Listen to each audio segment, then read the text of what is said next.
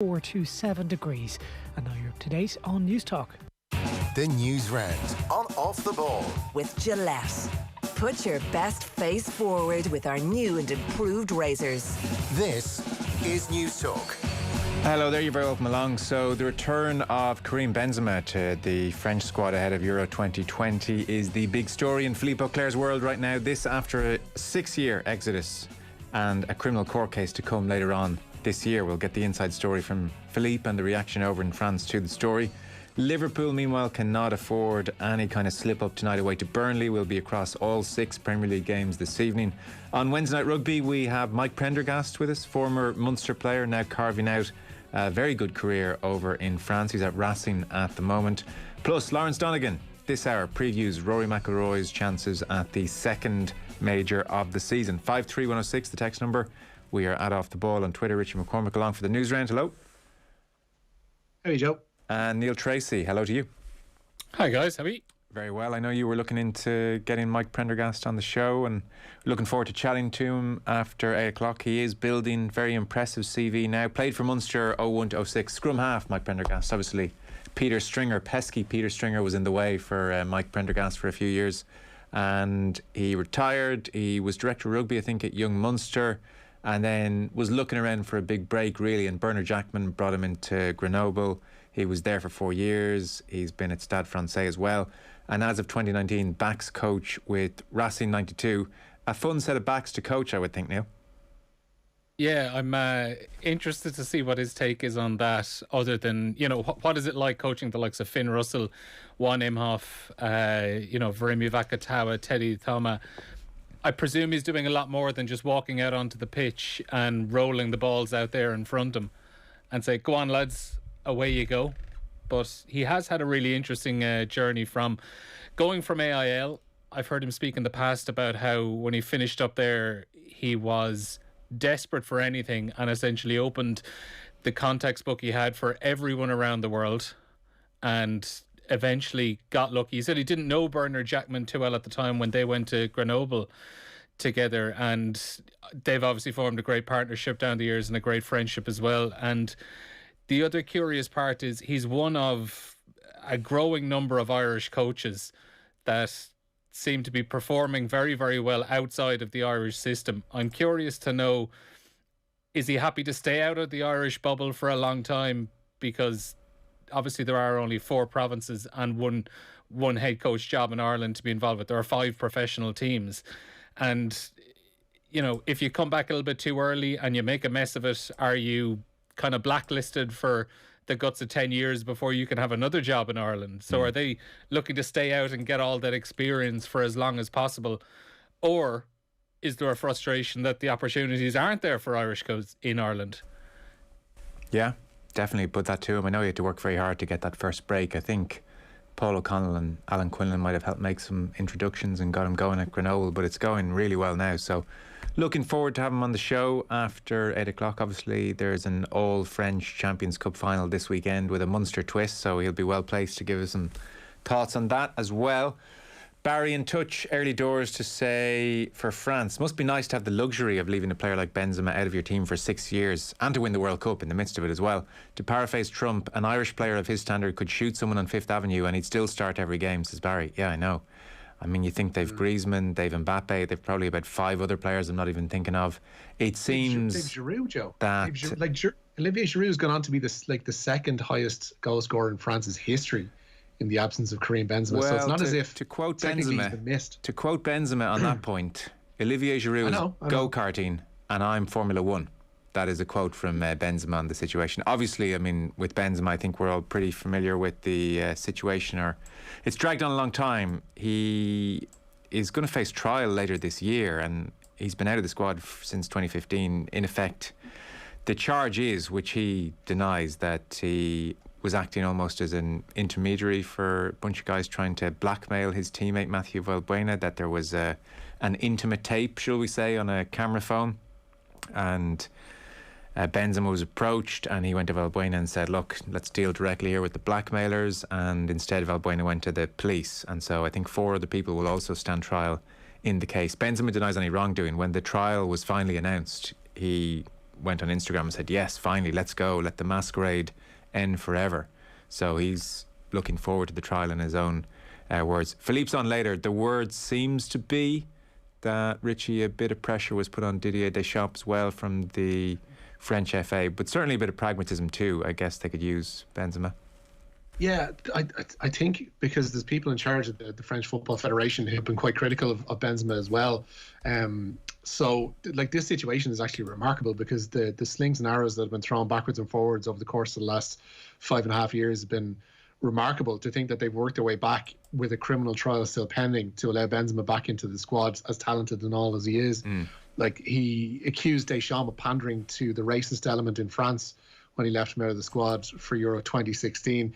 Deschamps then suffered the consequences of those comments because words like racism were daubed over his house and his house was attacked, and he said that he couldn't forget targets and barbs like that from the likes of Benzema and others who got involved in this case, obviously, in the intervening 5 years. And even as recently as last week, like, they were asking, I think it was Kicker were talking to Deschamps, and he was asked, would he be bringing back Benzema or would he be bringing others back in from the cold for this squad, extended that it might be for the Euros. And he said, listen, I'm not Santa Claus. I'm not handing out call-ups and recalls and all that just for the crack. People have to earn it, and there has to be an element of trust there. But judging on his comments last night, I mean, he said that he sat down a couple of times with Benzema to discuss this. They've had long conversations. They've drawn everything out, and seemingly now everything between them two at least is in the past, and Benzema is back in the squad. Yeah, well, Philippe is on the way after 9 to talk to us about it. He told us that Benzema is not universally popular in the French dressing room, so we'll have to see how it all plays out. I mean, it's a big risk to upset the harmony in the squad on the eve of Euro 2020, and as we know, when things go wrong at tournaments for France, they go really wrong. So Philippe Auclair on the way after 9 o'clock. The news round on Off the Ball with thanks to Gillette. We don't just play the game, we change it. Gillette made of what matters. Richie, I mentioned 6 games this evening in the Premier League. Yeah, half of them are now into the second half. At Goodison Park, it's Everton 1, Wolves 0. Richarlison got that goal 3 minutes after the restart. It's Tottenham 1, Aston Villa 2. Spurs took the lead on 8 minutes to Stephen Bergwijn. An own goal levelled matters on 20 minutes, and then Ollie Watkins scored for Villa 6 minutes before half-time to put them in front. Harry Kane starting what could be, maybe, possibly his final home game for Spurs this evening. And at St James's Park, it's Newcastle 1, Sheffield United 0. That man, Joe Willock, in first half injury time, giving Newcastle the lead there. They kicked off at 7 o'clock, where James McCarthy has started for Crystal Palace against Arsenal. That game is Roy Hodgson's final home game in charge of Palace. He received a guard of honour from both the Arsenal and the Palace players, and indeed the officials tonight before the match. Still scoreless, as I mentioned there.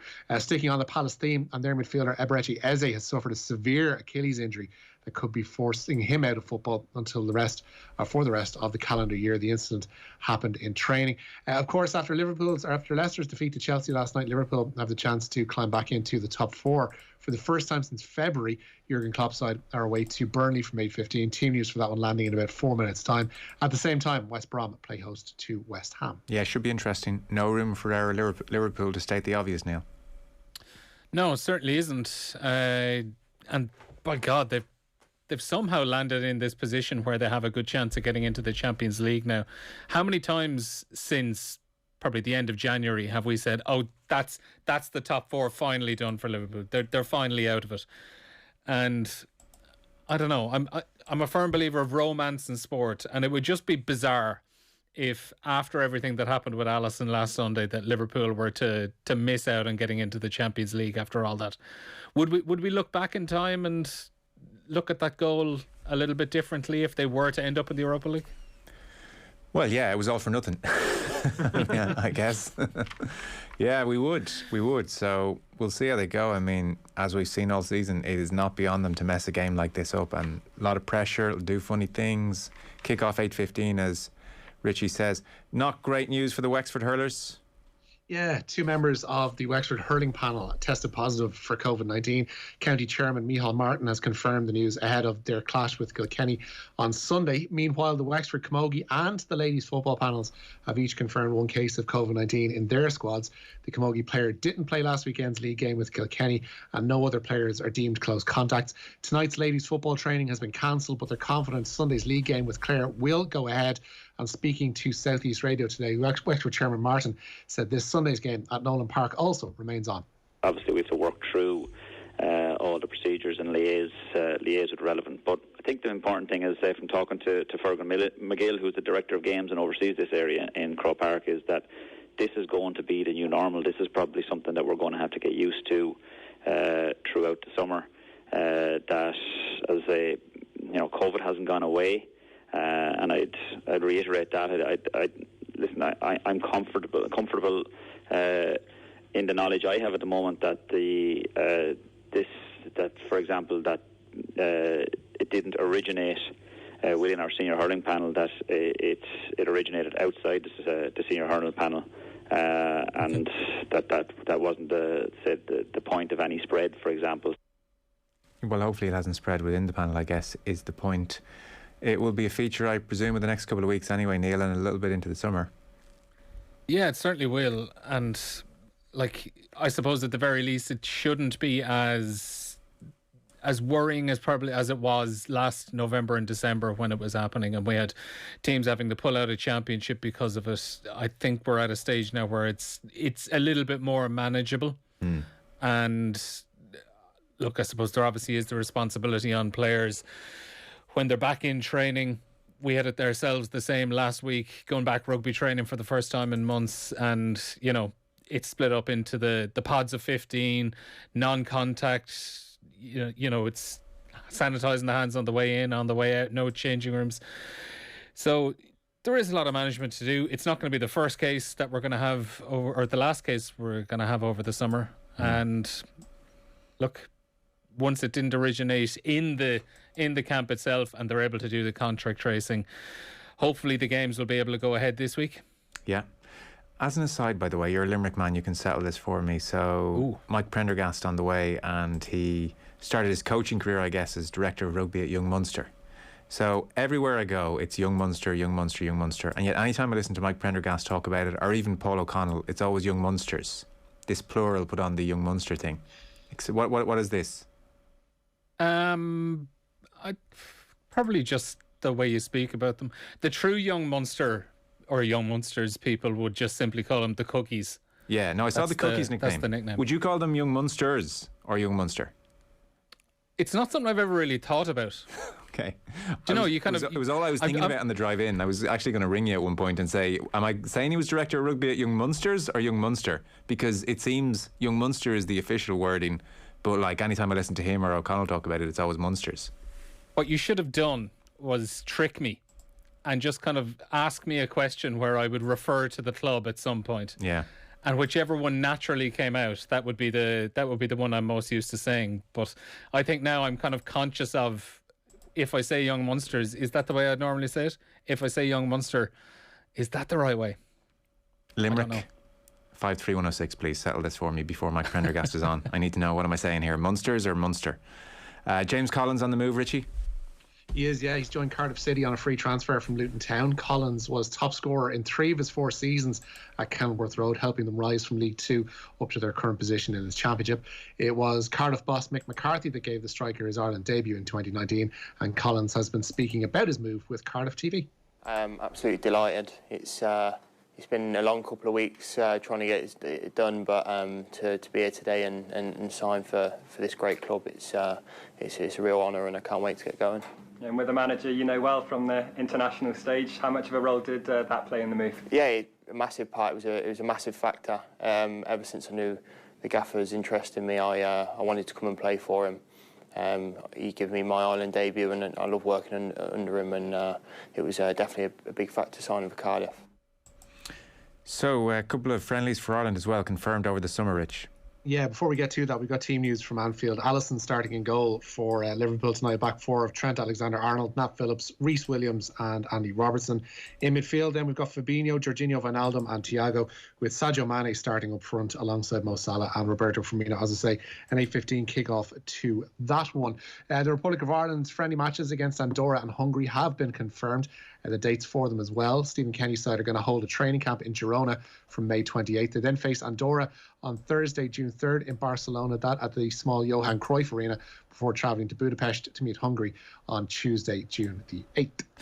Billy Gilmore, Billy Gilmore fan, so he's in Scotland squad.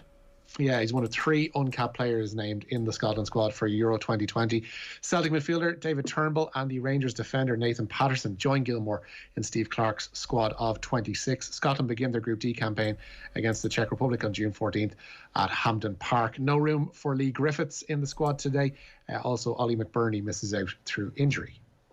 I'm literally at Young Munster training with my son, under 11s. It's great to hear, though, as well, isn't it? Nice to think that's going on around the country again. I'm literally at Young Munster training with my son, under 11s. I say YM when referring to the club, but Young Munsters when referring to a team, says Stephen Limerick. I say Young Munster when referring to the club, but Young Munsters when referring to a team. I would say that from my past experience playing matches, if you were there and talking about the team you were playing this weekend, you might just say we're playing Munsters. Yeah. Rather than, you wouldn't say young, you'd say Munsters. That's Munsters, not Monsters. Munsters. But if you're talking about the club, you would call the club Young Munster.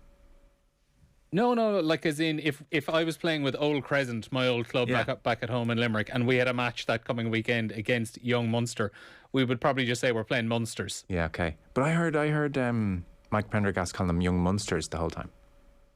It's like the way in Dublin, Bohemians, Bows. Nobody calls them Bohemian. They're called Bohemians. They're called Bohemian. They're called Bohemians. Is it Bohemians Football Club or Bohemian Football Club? The official name is Bohemian Singular Football Club. Okay. Yeah. Well, that's maybe not a bad parallel then. I have a bunch of people texting in fairness, just saying it's just Munsters, says Joe in Limerick. Munsters as in, are you heading out to Munsters for the match? Yeah. I got that. But the official title is Young Munster. I'm almost certain. No, it is. Yeah, no, it definitely is. That's why I was just trying to... You're the Limerick man here. I didn't think this would become a big thing. I thought this would be an in and out job. 20 seconds, you'd clear this up for us. You've made it more complicated for me. I have.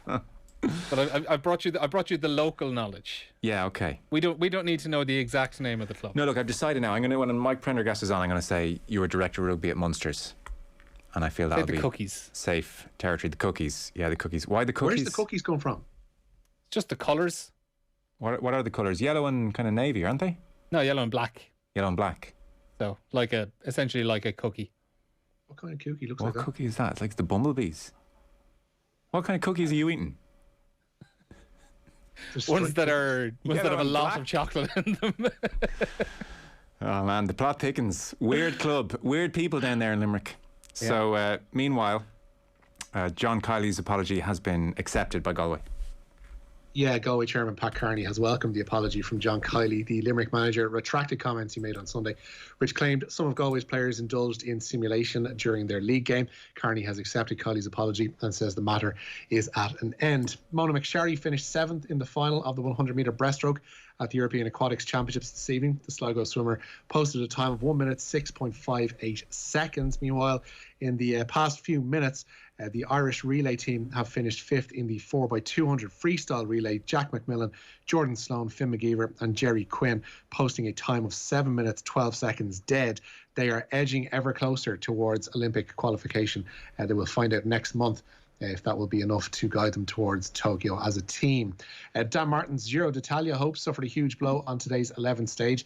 The Irish rider lost more than 6 minutes to the pink jersey of Egan Bernal and now sits 18th on general classification. Bernal holds a 45-second lead over Alexander Vlasov after a stage won by Mauro Schmid. Sad news for our colleagues over at Air Sport. Yeah, there is indeed. Air Sport confirming today that it will be taking its channels off air later this year. The news was conveyed to its staff yesterday. Their Allianz League and Rainbow Cup coverage is going to continue before winding up their television operations only later on this year. Okay, and then just a quick mention of Kieran Crowley and maybe the Lions, if you could, Rich, and then we're good. Kieran Crowley is going to take over as Italy head coach this summer. The Kiwi replaces Franco Smith, who now assumes a new role as head of high performance with the Azzurri. Crowley won the World Cup in 1987 with the All Blacks and has coached Benetton as well. While 16,500 fans will be allowed into Murrayfield to watch the Lions play their opening warm-up game against Japan. Social distancing rules will be in effect for the game at the Edinburgh venue, and it's on June 26th. The Lions will head to South Africa for their test series in July, but that game against Japan likely to be the only one played out in front of fans. Neil, I never asked you, what is your sense of this Lions squad? How big a chance do you give them of winning this series? I'd give them a pretty good chance because South Africa obviously haven't played since the Rugby World Cup final, and obviously the big challenge that comes with the Lions is making this team that aren't used to playing together gel and get used to each other over a short period of time. But I think the fact that South Africa haven't been together as a group as well probably narrows down that advantage they would have had.